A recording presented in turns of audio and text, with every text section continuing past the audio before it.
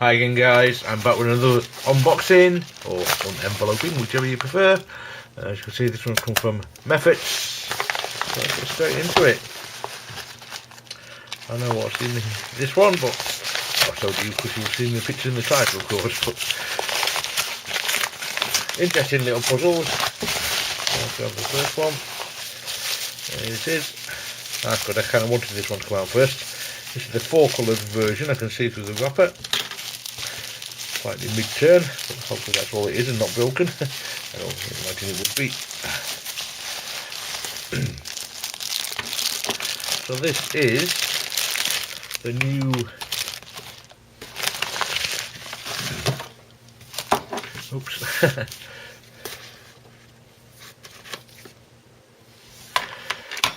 So this is the new Meffert's Pyraminx Diamond. You may have seen it on Oscar's channel, designed by Oscar van Deventer as Rob's Octahedron, but Mefferts have renamed it to be the Pyraminx Diamond.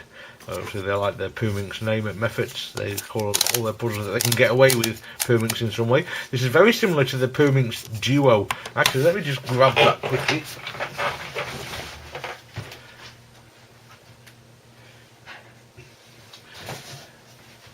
So you can see the similarities.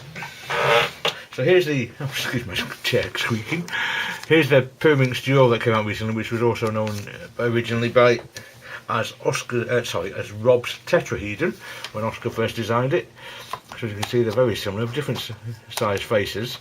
But yeah, they're very similar. They've got kind of trivial tips and only the centres move, and this is basically the same. Two versions. This one is the 4-coloured one, as I already said.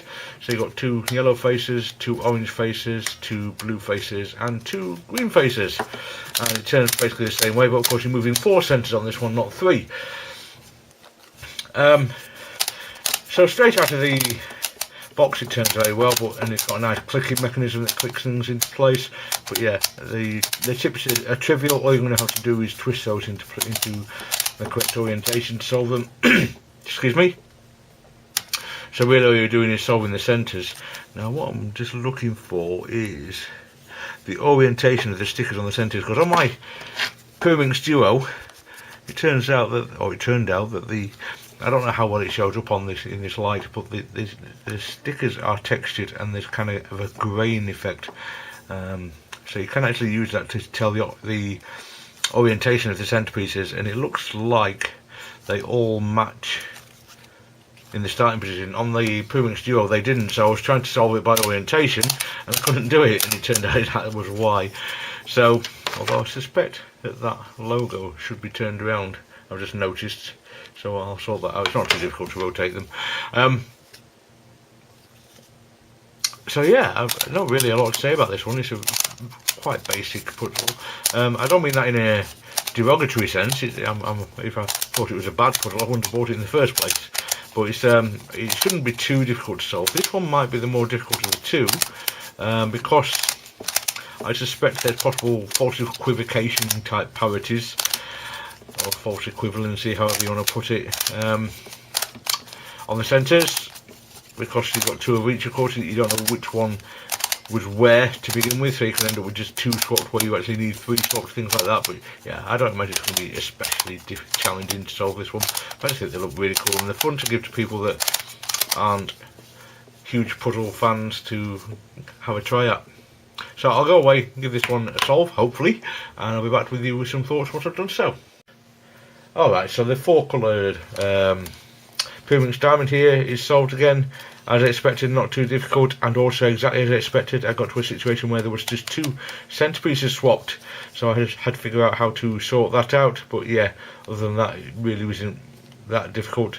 I must admit, I haven't actually got the centres the same way around. If you remember, I was talking about the orientation centres. You can tell with the textures. I don't know if it shows up on this, but you can see that the orange centre isn't oriented the same way as the grain on the corner stickers anymore. I hope that's showing up in camera. I'm trying my best to get a reflection that shows it. So I do need to work on that still. Actually, I might actually. There are some sets of super stickers for these that are give definite orientation, obvious orientation for these centre pieces using 3 different colours on each centre. So I'm tempted to buy another set of these puzzles and get a set of those stickers on them, so I might do that at some point in the future. But yeah, not very challenging if you do it like this, relatively easy to solve, but it works as intended, you know, it turns very well, and